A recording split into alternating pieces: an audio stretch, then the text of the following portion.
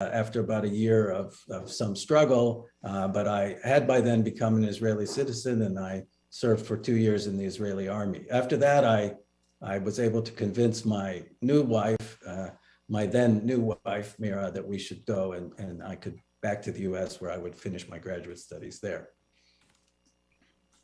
And that's how I ended up in Princeton. Great, thank you. All right. Again, if you want to hit raise hand, don't be shy. We can get your questions in for those of you who are on the line.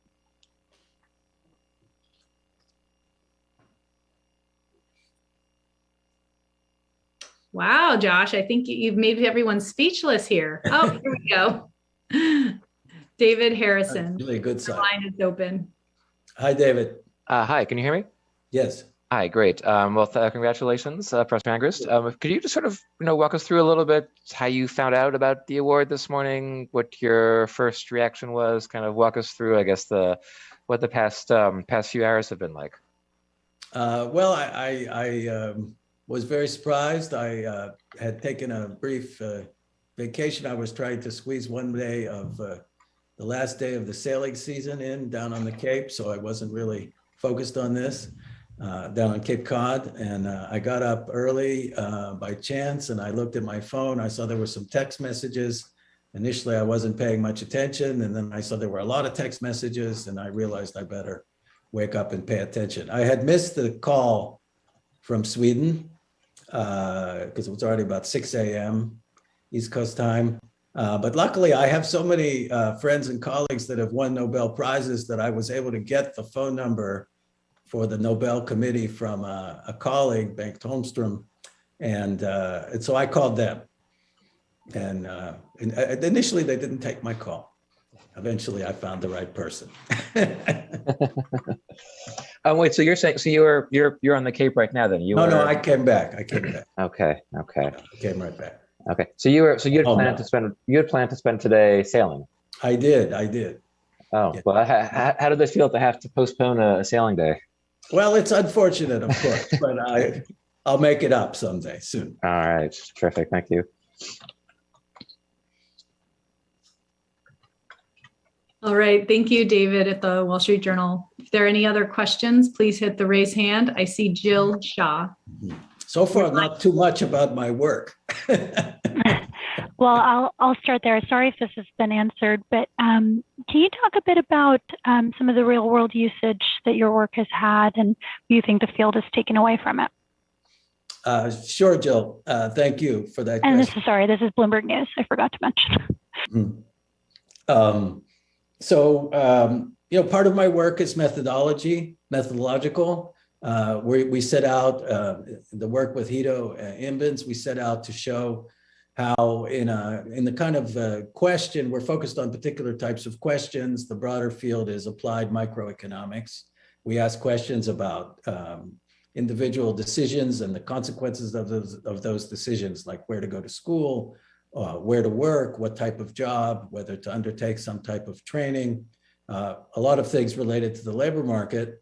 And our methods are designed to allow econometricians and similar academic analysts mostly to answer those kinds of questions where the ideal answer is pretty clearly would be a randomized trial. You would run a clinical trial. So for example, one of the things we've studied a lot at Blueprint Labs, this is in the latter part of my career or the more recent part of my career, is the type of school that you go to. Does it matter, for example, thinking about public education?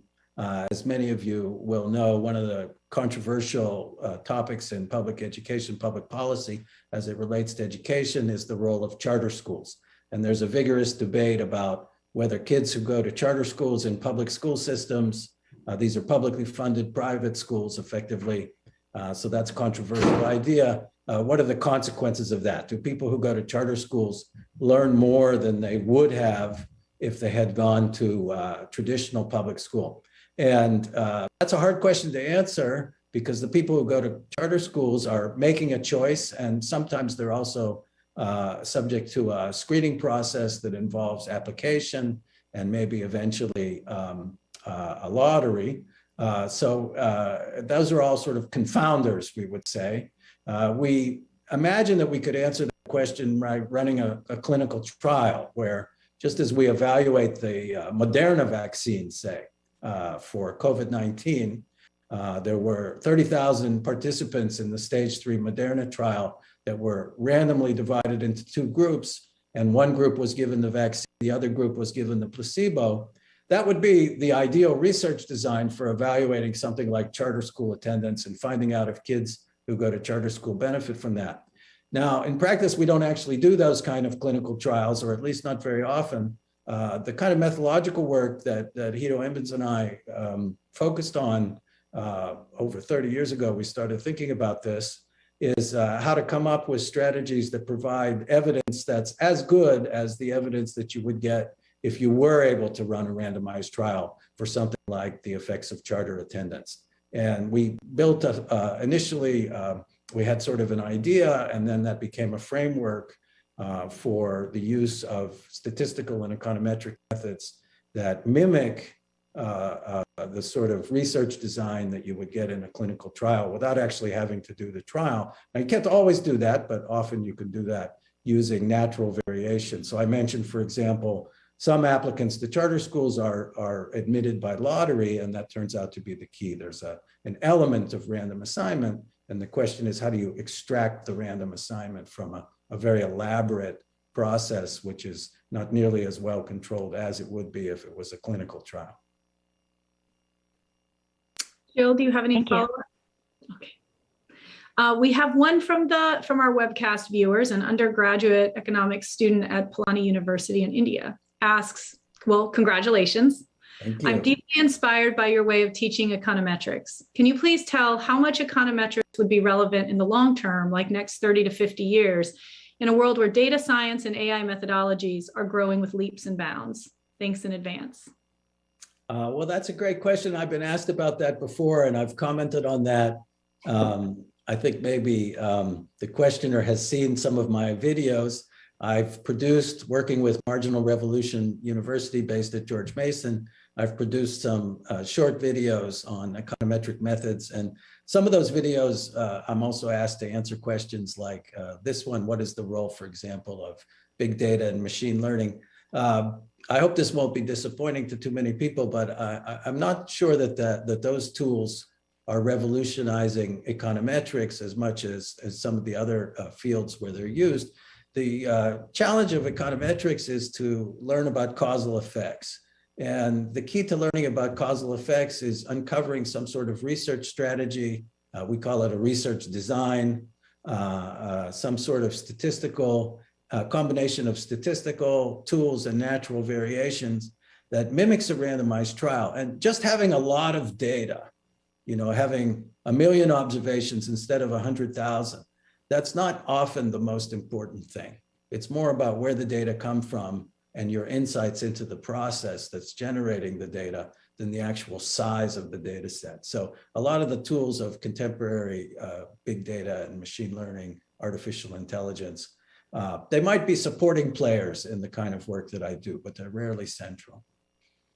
Thank you for that. All right, I've opened your line. Andrzej Sokolow at DPA, your line should be open. Yeah, thank you. My question at first, congratulations, sir. Thank you. And my question was actually really similar to the previous one, but maybe as a follow-up to what you said. So what tools do you think might be useful for the research you're doing, looking at technology? Because obviously you have lots more data and you have other ways to analyze this data. So where do you see technology helping you? Well, there's sort of two aspects to it, Andre. What I was commenting on before is that the size of the data set is not the most important thing. People have heard that sort of view before.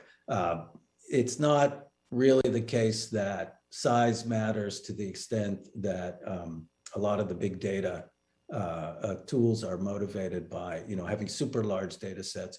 But having access to data is absolutely central. And modern technology is facilitating that. So it gets easier to get more interesting data sets by virtue of access to some of that information through the internet. Another development that's relevant is that scholars like me are now expected to make their data available. And we do that whenever possible. Sometimes the data are proprietary. And so there's kind of a process that the analyst has to go through in order to get access to it to protect confidentiality. But certainly modern technology has facilitated data access in many domains that are relevant for the kind of research that I do. Thank you. All right, Tim Nazaro at WHDH Television. Your line should be open. Tim?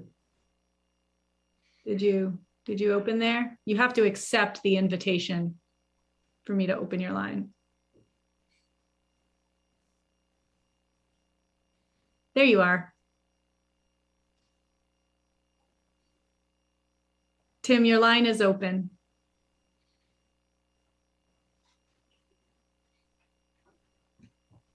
All right. Jill Shaw at Bloomberg, are you also, are you back in queue or is your hand just still raised? Oh, sorry. I will take that off. I didn't realize it stays on. Thanks. Sure. All right. So Tim, I'm gonna mute you. You might be having some audio challenges on your end. None of it, we can't hear you. All right. Okay. So the AP is following up with a quick question. Sure. Your line is open. Christopher? Thanks. Yes. Hi. Sorry. Hello. Well, I'm quickly, can you tell me where you're speaking from? If I missed that earlier, I'm sorry. Christopher? Yes. Yes, I'm at home in Brookline. Okay. I came back from the Cape. All right, it looks like I think WHDH came back in. Hi. Hello, Hi. can you hear me? Hi, congratulations. My name is Amaka. I'm with Good. 7 News. Just wondering, you may have already mentioned this, but what was your initial reaction when you found out that you won the Nobel Prize? And also, can you kind of take us through what you think you may do with some of the prize money? Well, I haven't thought that far as to what I'll do with the money. You know, I live comfortably, so I hope I can find some useful way to spend it. Sorry, what was the first question? Whether I was surprised? Yeah, what was your initial reaction? Did you receive a phone call? Kind of take us through that process. Well, I got up, you know, it's early in the morning, middle of the night, and I look at my phone, which is by my bed, but my phone doesn't ring when I'm asleep. But I do get to see that there's a lot of text messages. So then I felt like I should look into what's going on there. But I had missed the call from Sweden and I had to kind of call them back. And your initial reaction when you got that phone call? I was thrilled, of course, and honored and surprised. I wasn't expecting that this morning. Thank you. All right, so again, if anyone is watching at home and wants to send a question into questions@mit.edu, that's questions plural, please feel free to do so. Also, if any journalists in the queue, if your hand is raised and I have not called on you, just let me know. Anmaka, are you asking again, or is your hand just get re-raised? Actually, I will ask a follow-up. Sure. You know, while we have you, because you said you were surprised, but also you elated. To people that may be in your position, you know, that want to pursue, you said you've spent over 30 years on all of this, want to pursue your field, what would be your words of advice or inspiration to motivate, you know, future economists out there? Well, that's a nice question. Of course, I'd spend much of my time teaching as well as doing research. And I talked to lots of future economists, and I think the most important thing is, you have to love economics. I was seduced by economics from my first Principles of Economics course, which I guess I took in 1978, in the fall of 1978, or 79, 78 probably. And I had an inspiring teacher, a man named Bob Perron, and it was all new to me. I hadn't been exposed to economics in high school. I thought when I got to college, I might major in psychology or something like that. So I had some interest in social science, but I loved my Econ 101 course. It was kind of a whole way of looking at the world. It just resonated with me, and I never stopped loving it. So I would say you need that motivation. If you want to be a scholar, if you want to do scholarship and research for a living, that's a very long path before you get paid to do that. So you need some motivation for it. I think it requires discipline and maybe some ability, but it especially requires a love for the field that you're studying. You really have to enjoy engaging with it. Thank you so much, and congratulations again. Thank you. We have a question from one of your fellow MIT friends. So John Kerrigan, senior lecturer at Sloan, asks, what is the best natural experiment you and your team designed, and what is the insight? And congratulations. Thank you. Well, John, they're like my children. I love them all equally. I don't know if I want to pick one. I have my favorites. One is the quarter of birth experiment that's in an early paper in my career, which was written with the late Alan Kruger, who was a collaborator and a friend of mine who very sadly died a few years ago. We used the fact that people born in different seasons of the year, as we called it, they're really quarters of the year, enter school at different ages. These are small differences in age, but if you're born late in the year, you enter school a little younger. And that means that compulsory attendance laws will keep you in school a little longer before your 16th birthday, when you're allowed to drop out. And that variation in quarter of birth, which works through the interaction of compulsory attendance laws and age at school entry laws, that kind of echoes into people's schooling and then eventually their earnings. So Alan and I used that experiment experiment in quotes, natural experiment, to estimate the economic returns to schooling. So that's a favorite. Another favorite is the combination of same-sex sibships and twins experiments that Bill Evans and I used in a paper on the effects of family size. Very briefly, we observed that among mothers of two children in America, if you have two boys or two girls, that has a very large effect on the probability of going on to have a third child. So the way to think of that is there are some cultures where there's son preference. So people aspire to have sons. You don't see that in America. What Americans want is a diversified sibling sex portfolio. So if you have two boys, two girls, you'd like to have one of the other kind.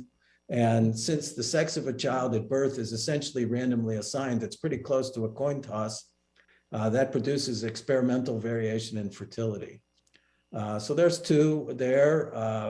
I could probably go on since I do love them all equally. I did more recently work with Parag Pathak and other collaborators on the charter school question that I mentioned in response to the first question. That's super topical and controversial, so that's very rewarding. We've gotten a lot of attention in the public policy sphere because of that work. So we have a number coming in from MIT alumni, and right before we get to those, David at the Wall Street Journal, are you trying to ask a follow-up, or is your hand just still up? Oh yeah, I have a follow-up. Thank you. Okay. Thanks. So, as I understand it, correct me if I'm wrong, that you coined the term the credibility revolution to describe your work. Can you kind of tell us a little bit sort of how that revolution has affected sort of the field since then, how it's changed the field since then, and I guess was economics sort of not credible before? And it's kind of tongue in cheek, but I mean, was what made it more, I guess, more credible? So yeah, just to fill everybody in on that, David, there was Steve Pischke and I, who's a collaborator of mine, longtime friend and collaborator, and my co-author on 2 textbooks. We wrote an essay in 2010 called The Credibility Revolution in Empirical Economics. That's what we were referring to. And we argued that empirical economics had gotten better and more convincing, in other words, more credible, by virtue of a shift towards this kind of search for natural experiments, where there's something like a randomized trial out there that you can exploit and learn something useful in a very convincing way. And without disparaging, earlier empirical work, I would say that the tradition until the 1980s, which is when these ideas were emerging, and there were many contributors, not just me. In particular, I would single out Orley Ashenfelter for promoting the idea that you need a good research design, and it had a huge effect on Orley's students, including me and Dave Card.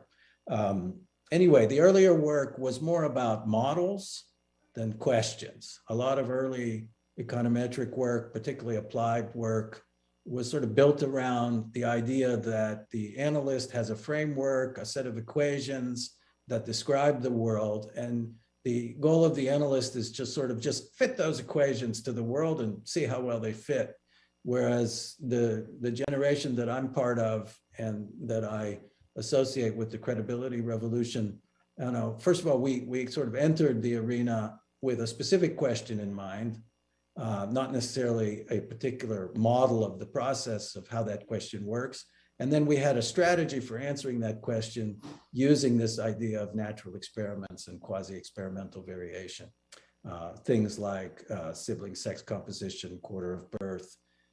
Sometimes we've used the rules that are embedded in a process. An example of that from my work is a paper with Victor Levy, where we study the effects of reducing class size in Israel. And we exploit the fact that Israeli classes are split in 2 at integer multiples of 40. So if there's 40 kids in 5th grade, you're in a class of 40, but if there's 41, they'll open a new class and your average class size falls in half. That produces around that cutoff, that produces natural variation that's very useful for learning about causal effects. So that was sort of a different point of view. It was a different philosophy and a different set of tools. And David Card was, of course, doing this before I was doing it. And I part of what I know about it, I learned from him. Great question. Thank you, David.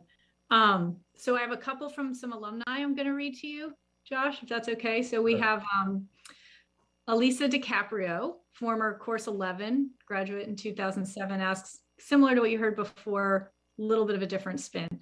What's the most important outcome of your research for society at large? Is it that it changed a policy or that it materially affected a population? We also have Ramon Bueno, class of 74 and 77. What do you see as the main lasting impact on microeconomics of the work you and others have been doing with randomized trials where applicable? We have a few more, but let's start with those 2.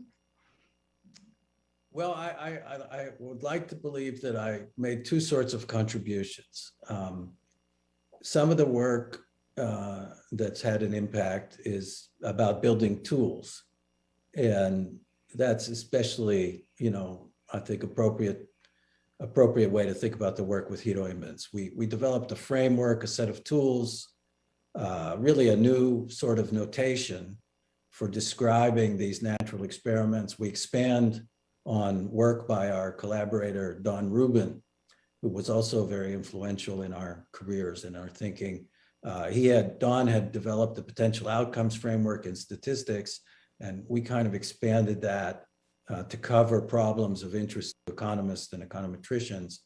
And that eventually became a whole framework for describing and understanding tools that are related to the method of instrumental variables, which is really the primary tool in the toolkit that Hyroimans and I developed. So to the extent that these tools are used by other people, we have impact through them.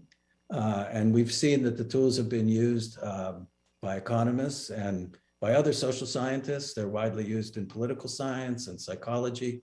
Our tools also turn out to be relevant for clinical research in medicine.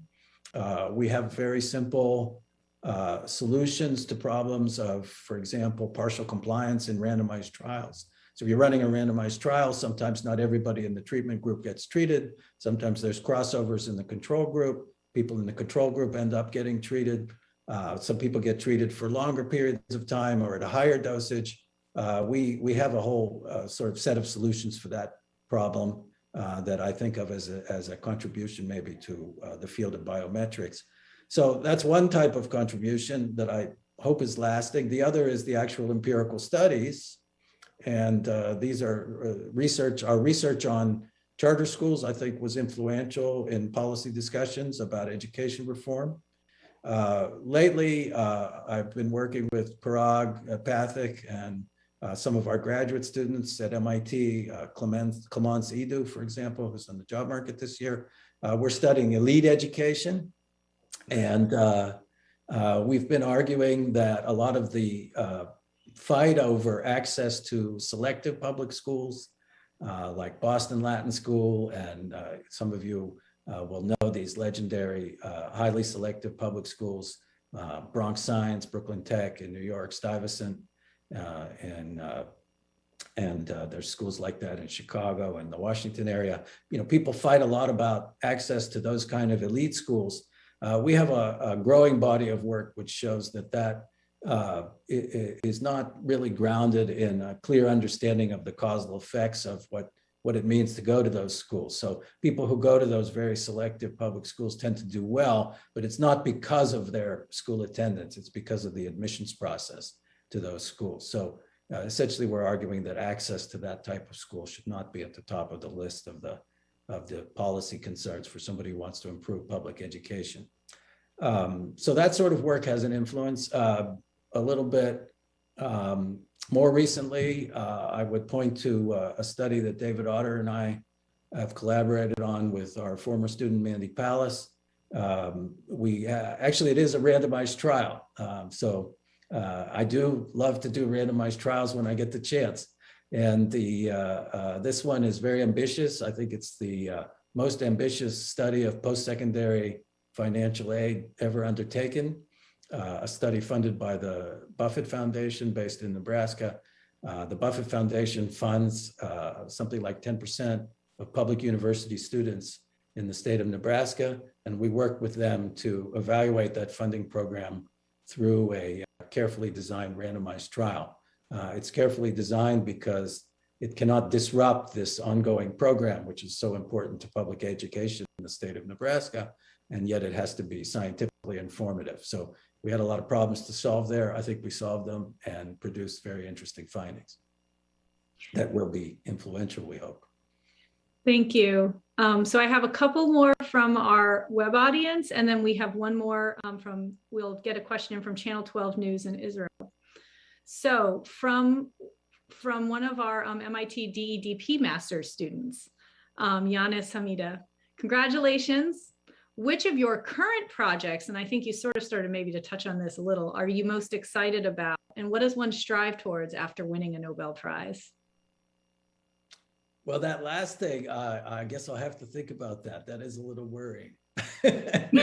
What to do next? I should mention for the others who don't know who are listening in, the DEDP is a development master's program based at MIT. It's a wonderful program. It was started by my former student and fellow Nobel laureate Esther Duflo and her fellow laureate Abhijit Banerjee. It brings people to campus to complete a master's degree that they start online. I love teaching the DEDP students. They're so hardworking and motivated and enthusiastic, and they love economics just as much as I do. What am I most excited about? I'm very excited about the line of work that Parag Pathak and I have been pursuing on schools and how to exploit large urban districts' admission processes. So many large urban districts in the United States today have a centralized admissions process. Boston is a leading example. New York has something like this, Chicago, Denver, New Orleans, where kids can apply to any school in the city. And then there's a kind of a matching process that goes on. And there are many aspects of this that are just fascinating. First of all, the match itself is economics come to life. It's the solution to a kind of a game theory problem about how to produce stable, satisfying matches, which make everybody on both sides happy. It makes students happy with the schools that they get assigned to, and it makes the schools happy with the composition of their student bodies. So there's a lot of science and craft in the design of those systems. Parag specializes in that. The thing I find most interesting about them is the opportunity to learn about school effects and the consequences for different types of children of going to different types of schools. These centralized systems tend to have an element of random assignment buried deep in them. And it's some work to extract that. And it's a problem that, it's a challenge that Parag and I are trying to rise to. It's great. So two more I'll give you, and then we'll go to News 12. So a former MIT executive education student, Jose Jerez, asks, how do you think evidence-backed decisions will prevail in a world where fake news and populism is rampant? From alumnus Daniel Calcinado, I enjoyed your econometric data science lessons and appreciated the fact that you always start with a funny video, occasionally playing the guitar. I'm curious to know how this idea started. Was it to relax yourself or to help your students be more relaxed? I found it helpful. And then we'll get to you, Channel 12. What was the first question, Kimberly? I forgot. Oh, golly. From the fake news from Jose. Okay. Well, you know, I don't know. That's worrying. There are many worrying things going on in the world. My sense is that there's still a market for scientific evidence in social science, and that credible studies can be influential. I'm cautiously optimistic about that. I think the other question was commenting on my teaching. So I begin every class with videos, sometimes music, sometimes humor. I try to pick material that's related to the topic of the day. It can be a little obscure. The challenge might then be to figure out what's the connection, to wake students up and get them to pay attention. I wish we had your guitar here today. We do try to keep it lively in our press briefings. I don't necessarily play the guitar myself anymore, though. Okay. Question from Channel 12 News in Israel. What may have led you to move to the US after having a family and a degree in Israel? Will you consider moving to Israel later on? Well, I did live in Israel for quite a while and for various periods of time. And I worked at Hebrew University in the 1990s for 5 years, and we had a good life there, my family and I, Mira and our two children, Adi and Noam. When I got the call from MIT, you know, first I had visited MIT, and then eventually I got the call to come and be on the faculty. You know, that's the dream call for a young scholar. Nobody could really say no to that. Come to the finest department in the world and be a colleague there. So I had to take that opportunity. So that might be just a really nice segue into how we might want to close. Do we have some special guests who want to wave at us all and say hello? Or no, are they not out there? Mira and... Oh, sorry, on my end. Bella.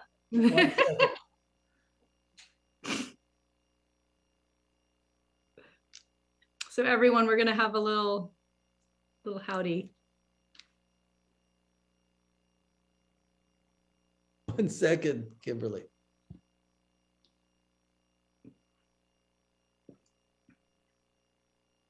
Well, everyone who's watching while that's happening, thank you so much for all the kind words coming in through the questions addressed. For those we don't answer today, we'll definitely share them so the professor sees your kind wishes. And I hope everybody has enjoyed this and this time. And here we go. Well, I don't know where they went, Kimberly. Oh, well, there we go. We had I think maybe they needed to get something to eat. They are snack attacking. They lost interest in my answers. Well, this was Bella in particular, my granddaughter thought it was running a little long. Oh, yes. Well, in fact, we are right at our 45-minute mark. So yeah, I was let me up. just do 1 second. Oh, okay. We're going to try one more time. So everyone, this is the great thing about virtual press briefings is we get a little little more spontaneity than in person, right, Marty?